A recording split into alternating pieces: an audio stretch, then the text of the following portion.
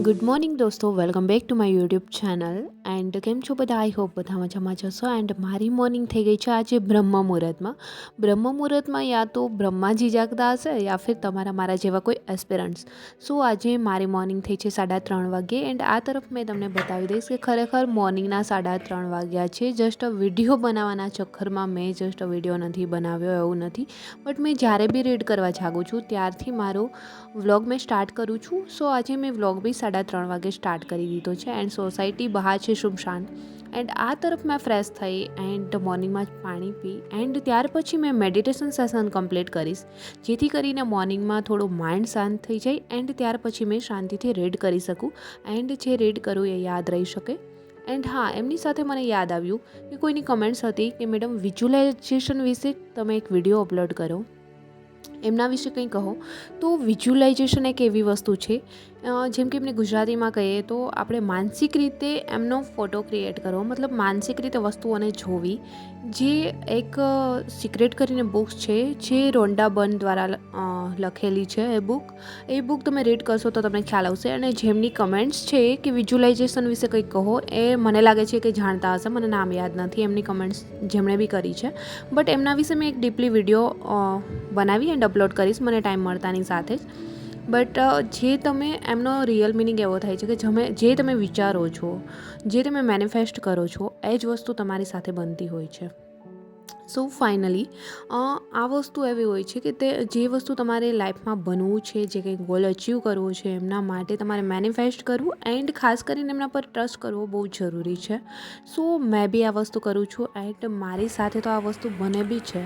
So finally અત્યારે read કરતાં વાગી ગયા છે 6, 3 કલાક સમથિંગ મેં રીડ કર્યું છે. એન્ડ ફાઇનલી મેં થોડી વાર અત્યારે ઊંઘી જઈશ એન્ડ ફરી મેં જાગી ગઈ છું. જાગતા 10 થઈ ગયા છે. એન્ડ મેં અત્યારે મારી ફ્લેટમેટ પાસેથી નીચેથી દૂધ લઈને આવી ગઈ છું એન્ડ મારી મોર્નિંગની શરૂઆત બી કરી દીધી છે મારા ગરમ પાણી જોડે.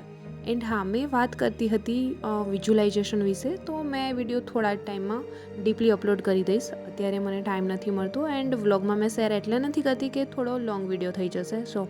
સો ફાઇનલી મારી મોર્નિંગ કંઈક આ રીતે થઈ હતી. મોર્નિંગમાં 3:30 વાગે જાગી, કન્ટિન્યુ 3 કલાક સમથિંગ મેં રીડ કર્યું છે. 6-6:30 વાગે મેં ફરી ઊંઘી ગઈ કેમ કે આખી રાત મને ઊંઘ ન આવી હતી. એન્ડ ત્યાર પછી અત્યારે મોર્નિંગ બી થઈ ગઈ છે 10 વાગે એન્ડ મેં મારું મોર્નિંગ રૂટીન સ્ટાર્ટ કરી દીધું છે. એન્ડ બહુ જ સંસ્કારી બચ્ચોની જેમ અત્યારે મેં બી મારો બેડ ફટાફટથી પહેલાં ક્લીન કરીશ એન્ડ ત્યાર પછી રૂમ ક્લિનિંગ બી કરી લઈશ, જેથી કરીને રૂમ ક્લીન હશે તો થોડું રીડ કરવામાં માઇન્ડ બી લાગી જશે. એન્ડ અત્યારે પહેલાં મેં મારું સ્ટડી ટેબલ ક્લીન કરી લઈશ એન્ડ ત્યાર પછી મારા રૂમને ક્લીન કરીશ. સો આ જ રીતે ડેઇલી મારી મોર્નિંગ થતી હોય છે. એન્ડ હમણાં થોડા દિવસ ત્યાં તબિયત ખરાબ હતી, સો મેં રનિંગ પર તો જઈ નથી શકતી.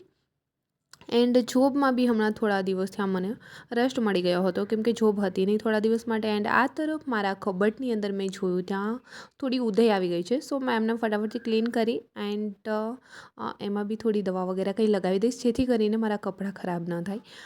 ફટાફટથી આજે મેં મારો કબટ ક્લીન કરી એન્ડ ત્યાર પછી મેં આગળ રૂટીન કન્ટિન્યુ કરીશ. એન્ડ હા, આઈ હોપ દોસ્તો કે તમારા લોકોની પ્રિપરેશન કંઈક સારી ચાલી રહી હશે. મેં દરેક વ્લોગમાં એટલે કહું છું કે જે લોકો જોબ કરે છે એન્ડ જોડે પ્રિપરેશન કરે છે એ લોકોને તો ખબર જ હશે કે કેટલું સ્ટ્રગલ કરવું પડતું હોય છે.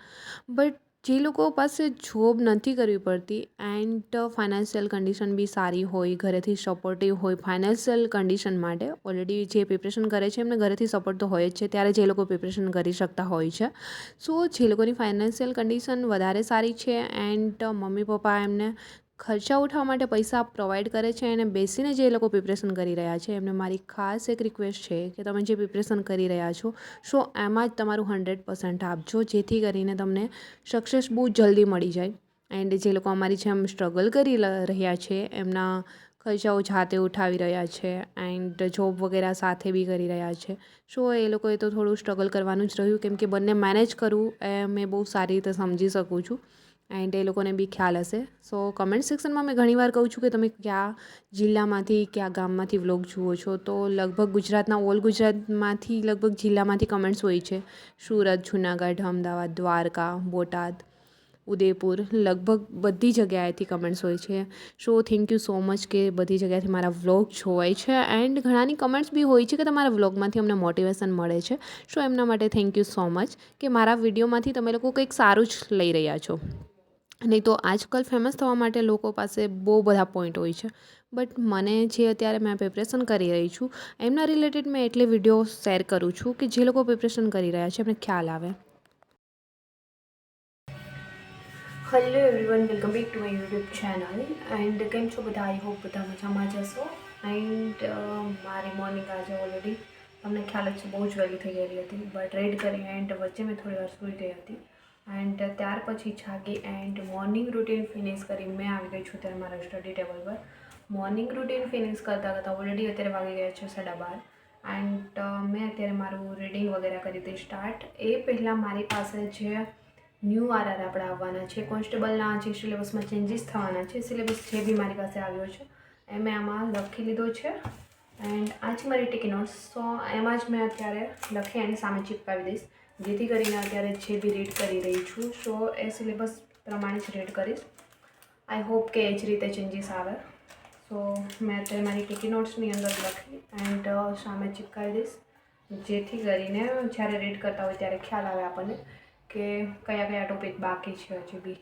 સો ક્યારે ફાઇનલી બહાર આવશે એ તો ખ્યાલ નહીં, બટ જ્યારે બી આવશે સો અચાનક જ ન્યૂ આરઆર આવે એન્ડ પછી ફોરેસ્ટની જેમ થાય કે એક જ મંથ હવે તમારા હાથમાં રહ્યો છે, 15 દિવસમાં રનિંગ લેવાઈ જશે. સો એવી પરિસ્થિતિ બને એમના કરતાં આપણે અત્યારથી તૈયાર રહીએ.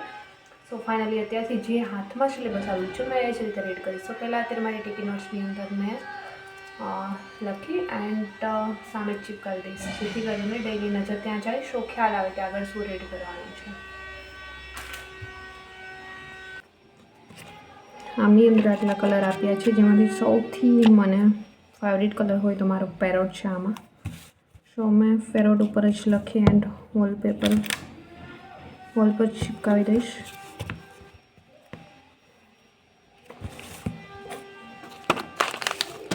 એના માટે મેં યુઝ કરીશ બી કલર પેન.